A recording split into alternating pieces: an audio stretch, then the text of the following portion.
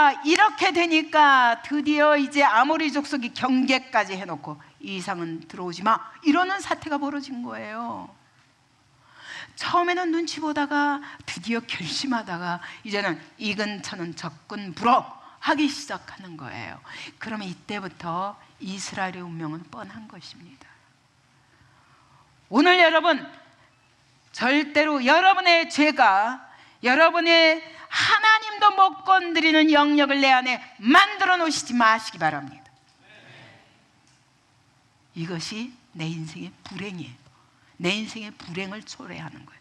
그러다 죽을 수도 있어요. 영원히 끊어질 수도 있어요. 믿음을 놓쳐버릴 수 있어요. 이것이 성경의 경고입니다. 자, 2장에 들어갑니다. 여호와의 사자가 길갈에서부터, 시작. 여호와의 사자가 길갈에서부터 복임으로 올라와 말하되 내가 너희를 애굽에서 올라오게 하여 내가 너희의 조상들에게 맹세한 땅으로 들어가게 하였으며 또 내가 이르기를 내가 너희와 함께한 언약을 영원히 여기지 아니하리니. 예, 여러분, 너희는 그 땅에 들어가서 언약을 맺지 말고 제단들을 헐라하였거늘 너희가 내 목소리를 듣지 아니하였으니 어찌하여 그러하냐. 여러분, 하나님의 사자가 보시다 못 견뎌서 드시더부터 올라오셨는데 어디서부터 오셨다고요? 길갈에서부터. 왜 길갈입니까? 길갈이 어디죠? 길갈이 어디예요? 여호수아 4장 9절에 보면 길갈은 요단을 건넌 다음에 요단 강 가운데서 주워온 돌 12개를 길갈에다 세웠어요. 그리고 기념비를 세웠죠. 이 법궤를 맨 제사장들이 서 있던 그 지점에 있는 돌을 주워다가 딱 세운 것입니다. 그러면서 말씀하시기를 이후에 너희 자손들이 이것이 무엇이냐 묻거든 이렇게 말해라 하시면서 요단 물이 막 언약 앞에서 막 넘쳐 흐를 때 하나님이 그 땅을 마르게 하셔서 얼마나 하나님이 강하신지 요단물을 마르게 하시면서 우리를 여기를 건너게 하셨다. 홍해를 가르듯이 이것을 마르게 하셨는데, 홍해는 지팡이를 탁 모세가 치니까 그랬는데 이때는요 그냥 물속에 펑펑 들어갔어요. 하나님이 마르게 하신다 하시니까 들어갔더니 끊어지기 시작해요. 거기서부터. 그래서 하나님이 얼마나 강하신 분인가 너희가 기억하고 이 땅을 주신 분이 하나님이심을 기억하라 하시면서 12돌의 기념비를 세워놓고 자사손손에게 가르치라 하신 거예요. 그게 길갈이에요. 그러니까 여기서 이 일을 한 다음에 하나님이 여호수아 또 5장에 보면 할례를 행하라 그러세요. 자, 여기서 할례를 행하라. 지금요 저기 들어가서 지금 전쟁이 코앞에 있는데 이 길갈에서 다 들어누워서 남자들은 다 표피를 베고 들어누웠어요. 일주일 동안 아무것도 못해. 그동안에 와서 다 치워 죽이면 어떡하려고. 근데 그들은 믿음 충만했어요. 왜요? 요단을 가르시는 하나님을 경험하고 그 자리에 다 남자들은 다 할례를 행합니다. 왜? 여태까지 광야에서 할례 행할 시간 없었던, 그 후로 난 모든 남자들이 다 거기서 할례를 행합니다. 이것은 하나님의 약속이에요. 너희는 내 백성이야. 내가 너희를 택했어. 내가 너희를 통해서 하나님의 기업을 이루게 하리라. 하나님의 나라를 세우게 하리라. 이런 약속을 가지고 왔어요. 그러면서 그때 할례를 끝나자마자 뭐라고 말씀하시냐면 여호수아 5장 9절에 보니까 내가 오늘 애굽의 수치를 너희에게서 떠나게 하며. 이게 무슨 말이냐? 애굽의 수치가 뭐예요? 뭐가 애굽의 수치예요? 애굽에서 뭐 어쨌는데 부끄러워요? 노예 노릇했죠. 그들이 광야에서 40년 동안 방황하니까 그 홍해를 가르고 하나님이 자기 백성을 부르셔서 어마어마한 일이 일어날 줄 알았는데 40년 동안 사막만 뱅글뱅글 돌고 있으니까 다른 나라 사람들이 뭐라 그래요? 저 광야에서 사막에서 죽게 하려고 너희 하나님이 널 불렀구나 이러고 조롱했거든. 하나님 그거 기억하시는 거예요. 하나님의 백성, 하나님의 이름을 모욕한 세상의 조롱에 대해서 하나님이 내가 애굽의 수치를 굴러가게 하였다. 너희가 노예 노릇하러 왔다고 그랬지. 내가 이 땅에 어떻게 영광스러운 하나님의 나라를 세우는가 보여줄게. 이 약속이에요. 그러니까 여러분, 할례를 행하는 것과 함께 하나님께서 애굽의 수치가 떠났다 할 적에는 뭐예요? 너희는 이제 더 이상 뭐가 아니다? 종이 아니다. 너희는 이 땅의 주인이다. 내가 이 땅을 너희에게 주었다. 너희가 이 땅에 하나님의 나라를 세울 것이다. 너희가 싸우는 것마다 다 승리하게 하리라. 이 약속이에요. 그죠? 길갈에서 바로 그러고 왔어요.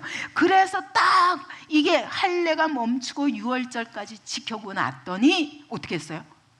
그 다음 날부터 만나가 딱 그쳤어요. 그 얘기는 뭐예요? 만나가 딱, 아니 어떡해요 하나님, 만나를 주셔야지. 아직은 우리가 농사도 안 지었는데. 그죠? 이게 딱 한 일이잖아.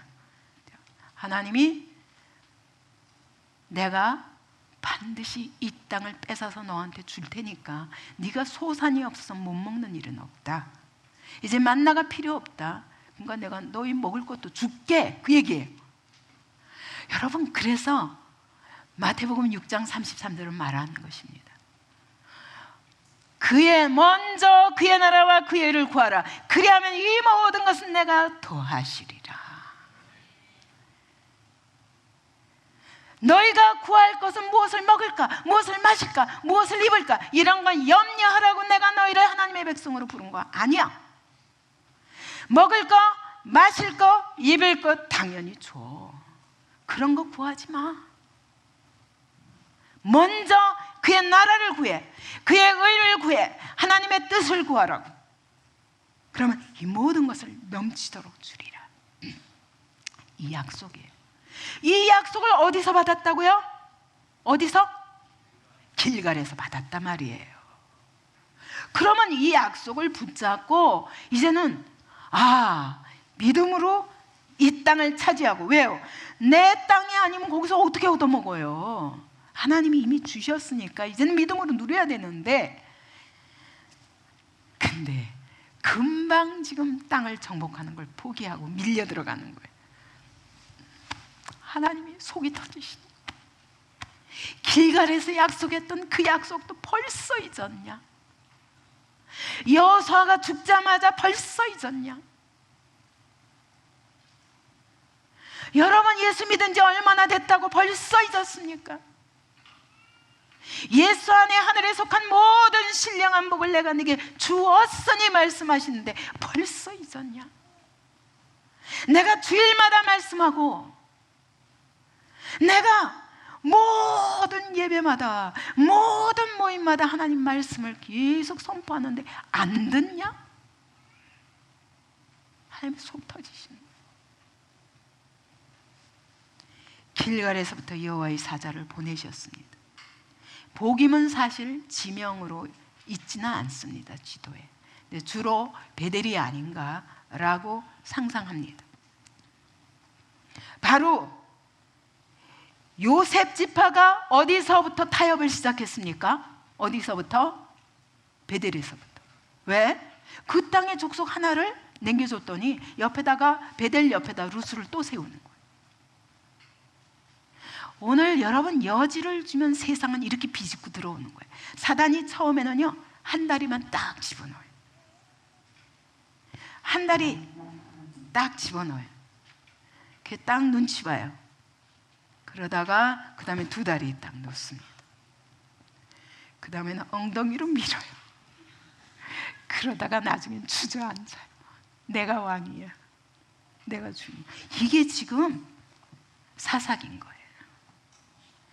여러분의 삶에 허용하는 작은 틈이 결국은 여러분의 삶 자체를 마귀에게, 죄에게 내어주는 것과 같습니다. 우리는 합리적인 계산 때문에, 군사적인 열세 때문에, 경제적인 이용 가치 때문에 계속 못했어요. 쫓아내지 못했어요. 1장은 계속 변명하고 있는 거예요. 그런데 2장에 들어와서 하나님이 여호와의 사자를 보내며 말씀하신 거예요. 너희가 못한 것이 아니라 안 한 것이다. 하고자 하는 생각도 안 했잖아. 듣지 않았잖아. 순종하지 않았잖아. 네가 하기 싫어서 안 했잖아 라고 책망하시는 거예요. 여러분, 오늘 여러분이 무엇을 지금 이와 같이 듣지 않고 내어줍니까? 이것이 바로 그러므로 3절에 하나님 말씀하십니다. 내가 또 말하기를 내가 그들을 너희 앞에서 쫓아내지 아니하리니. 다 주었다고 그러는데 이걸 안 받으니까 그래? 그럼 내가 안 쫓을게. 이때부터 고통이 시작되는 거예요. 아니 그래도 그렇지. 하나님, 이 쫓아내지 않은 족속이 옆구리에 가시가 되고 우리에게 올무가 돼 그의 신들이 너에게 올무가 된다고 하시는데, 아니 그러면 그래도 좀 쫓아내 주시지. 내가 좀 안 했지만, 순종을 미뤘지만 그래도 좀 그냥 하나님의 능력으로 해주시면 안 될까요? 하나님 원치 않으세요. 왜요?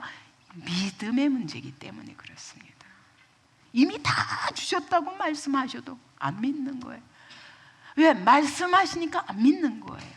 눈앞에 보이게 거저 그냥 위에서 뚝 떨어지기를 기다린, 그건 믿음이 아니에요. 내 구체적인 순종이 없이는 하나님은 내가 그래 안 쫓아낼게 라고 말씀하시는 거예요. 무서운 말씀입니다. 내가 하지 않는 것 하나님은 억지로 시키지 않으세요.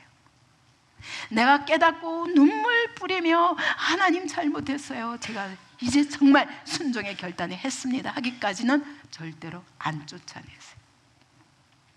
그래서 여호와의 사자가 이스라엘 자손 모든 자손에게 이 말씀을 이렇게 말씀했어요. 이제 쫓아내지 아니하리니 그 남은 족속이 너에게 옆구리에 가시가 될 것이요 너에게 올무가 되리라. 그랬더니 온 이스라엘 백성이 또 울긴 또 왜 울어? 그러려면 순종하지. 울지 말고 순종했더라면 하나님이 그래도 안 쫓아낼 거야 이러셨을까요? 예? 어떻게 생각하세요, 여러분? 죄송합니다, 이제라도 순종하겠습니다 라고 했더라면 하나님이 그래 해봐 하셨을 거야. 그래. 근데 울기만 해. 통곡해요. 아니 통곡했으면 순종해야지. 나 이렇게 게으른 사람들은 진짜 소망 없는 거예요. 혹시 내가 아닌가 여러분 자신을 점검하시기 바랍니다. 하나님 말씀하시는 거예요. 믿음으로 취해라. 믿음으로 순종해라. 그 구체적인 순종을 내 삶에서 한 걸음 걸어라.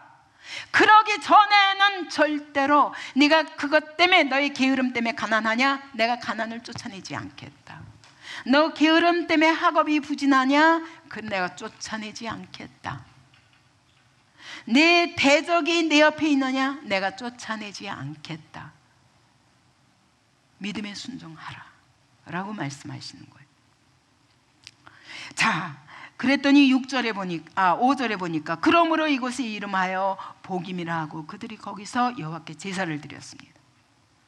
제사까지도 드렸어요.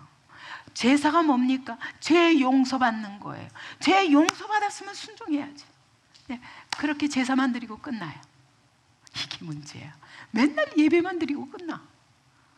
아멘 하겠습니다 말해놓고 끝나. 실제 순종은 안 해.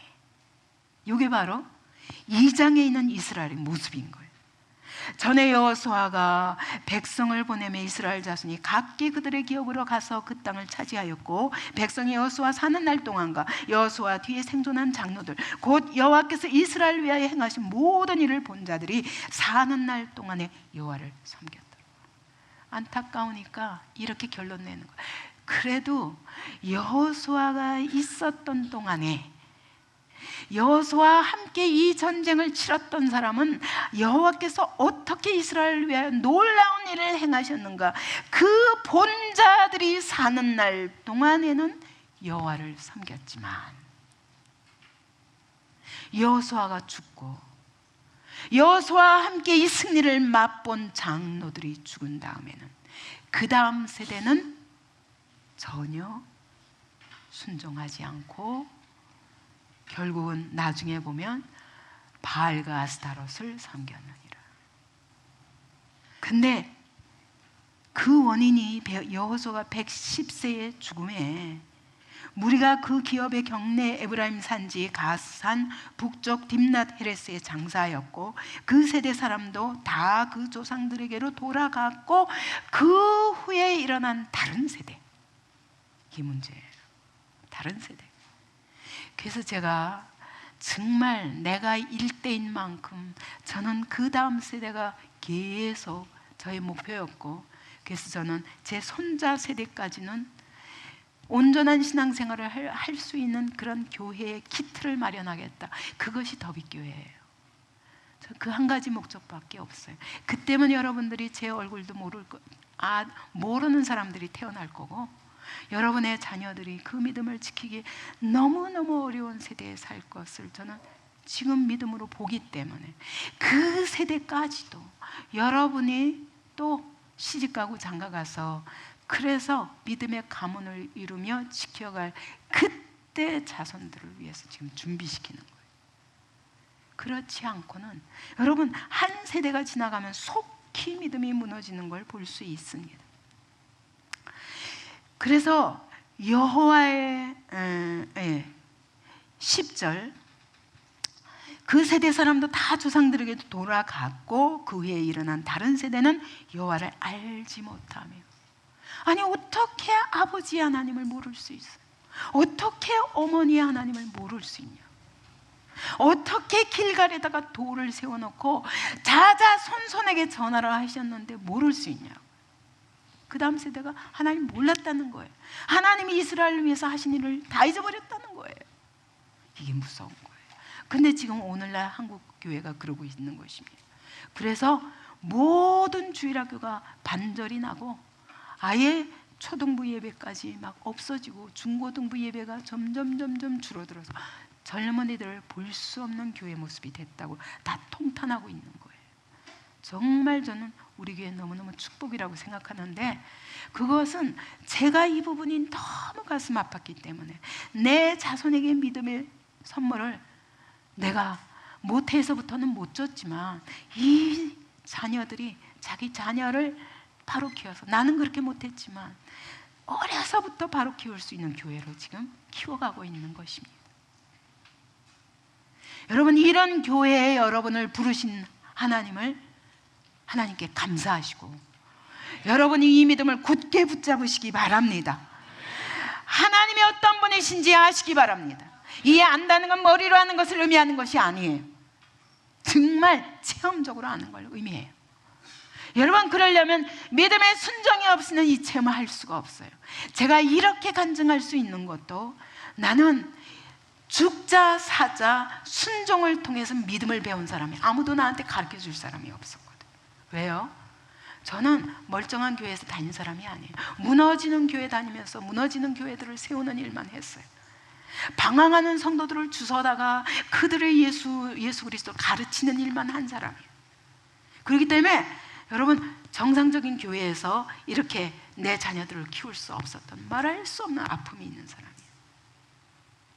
그래서 여러분들에게는 이 살아계신 하나님을, 저에게는 믿음의 순종을 통해서 하나님이 이 경험을 주셨기 때문에 하나님을 알게 되었어요. 알게 되었고, 여호와께서 이스라엘 위에 어떻게 놀라운 일을 행하신가, 이것이 내 삶 자체가, 40년 삶 자체가 간증인 거예요. 이것을 전하는 삶, 이것을 여러분들에게 알려주어서 다음 세대 여러분이 믿음의 승리를 할 수 있도록, 이 어려운 영적 어둠의 세대에 믿음의 승리를 하는 하나님 백성으로, 그렇게 하나님의 나라가 무너지지 않고 여러분을 통해 계속 서기를 기도하며 지금 우리의 교회는 세워지고 있는 것입니다. 잘 지키시기 바랍니다. 어느 날 하나님이 여러분과 저를 떠나게 하실 때, 여러분, 저는 기억하지 못해도 좋아요. 그런데 제가 전한 말씀은 여러분에게 영원히 남기를 원합니다. 제가 전한 간증들은 여러분에게 영원히 살아있기를 원합니다. 그래서 제가 이제는 책으로 남겨야 되겠구나. 이제는 성경 공부 교재를 남겨야 되겠구나. 여러분들이 제가 가르쳤던 그것을 자기가 정리하면서 또 자기 자녀에게 가르칠 수 있는 그런 교회를 만들어야 되겠구나. 이것이 제 목표예요. 저 유명해지기 위한 게 아니에요. 여러분이 선물로 받기를 원하는 것입니다. 여러분, 이 약속을 제가 가더라도 제가 이 세상을 떠나는 즉시 반드시 이 말을 기억하시기 바랍니다. 아멘. 예, 여러분의 자녀에게 이 복음을 전수하시기 바랍니다.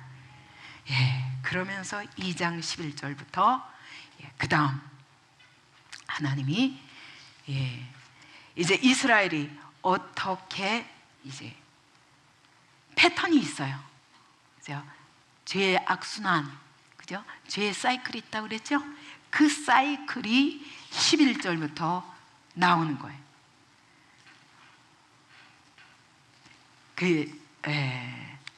자, 이게 몇 절까지냐? 그게 2장 내내 나옵니다.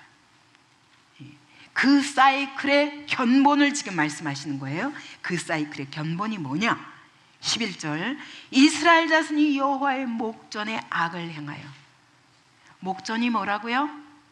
하나님의 눈 앞에서 악을 행하여 불꽃 같은 눈으로 보고 계십니다.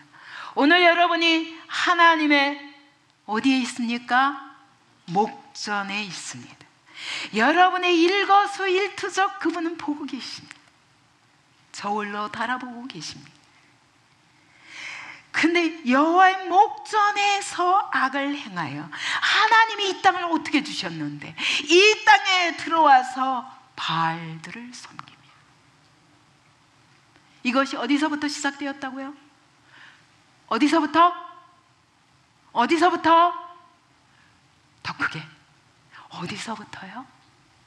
쫓아내지 못하면서.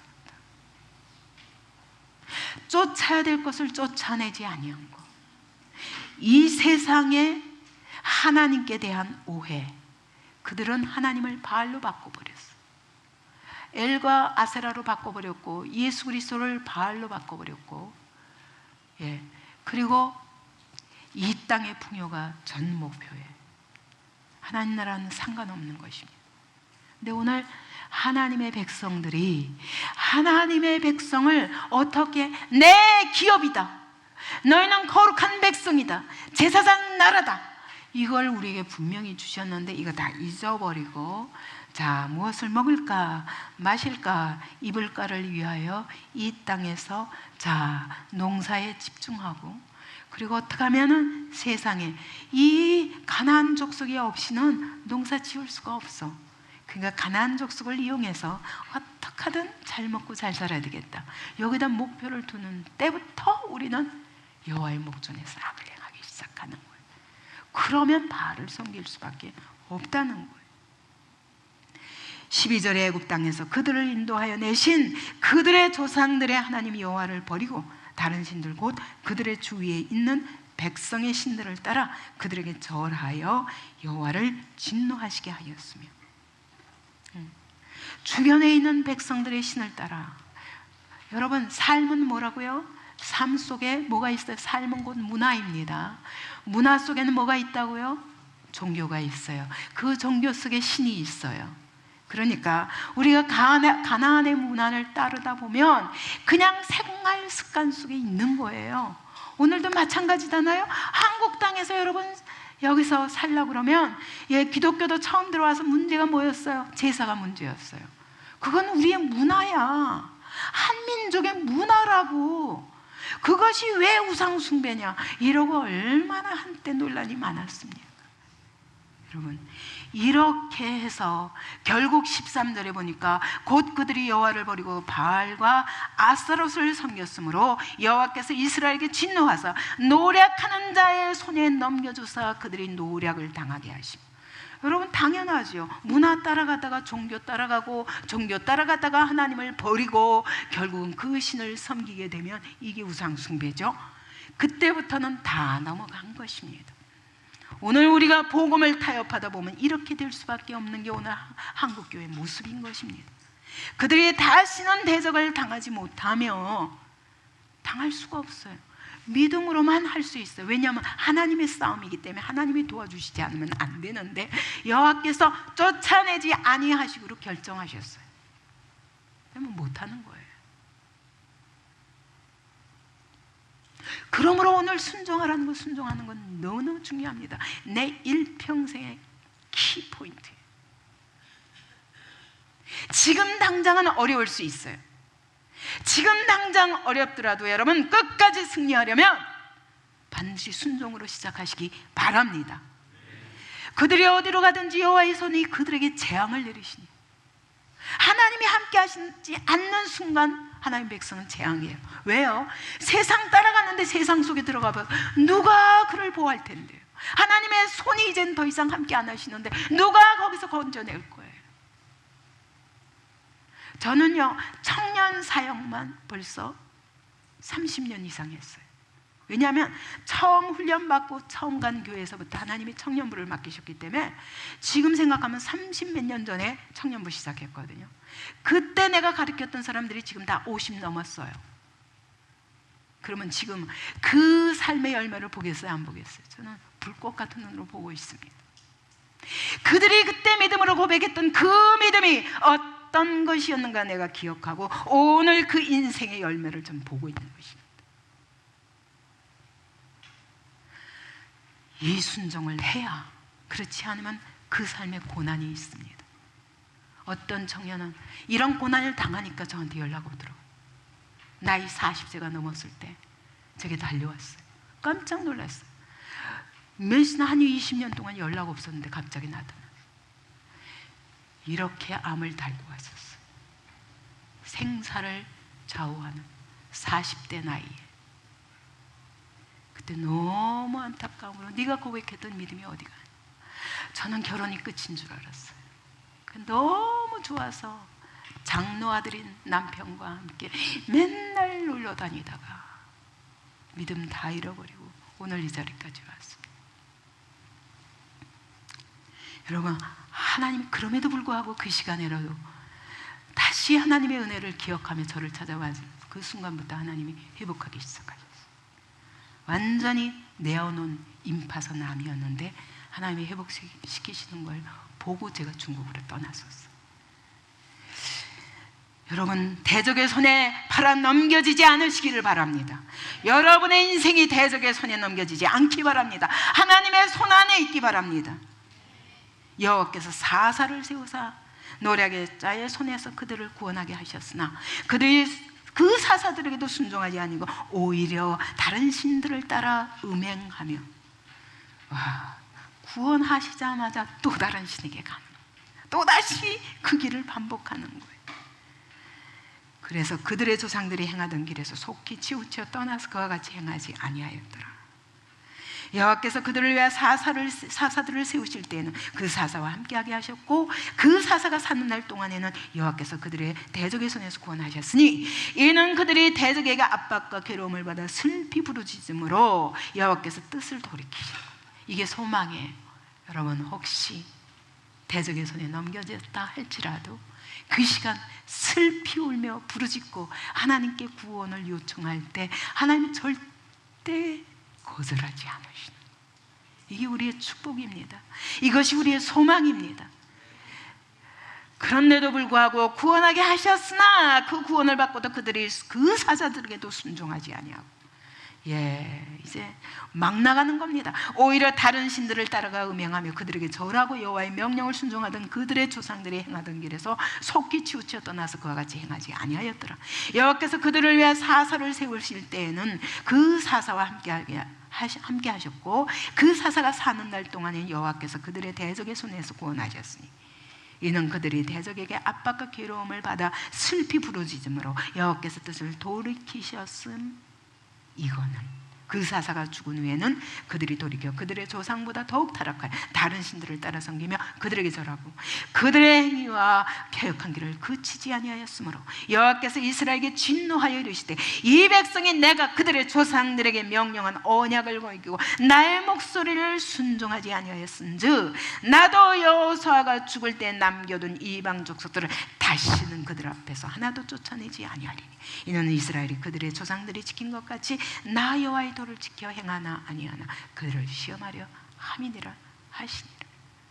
여러분, 다음 시간에 바로 시험이 무엇인가, 무엇 때문에 하나님이 왜 쫓아내지 않으시고 남겨두시겠다, 너희 가운데 남겨두시겠다, 왜 내가 너희가 말씀대로 행하나 안 하나 시험할 도구를 남겨두시겠다, 이게 무엇을 의미하는가는 다음 시간에 할 것입니다.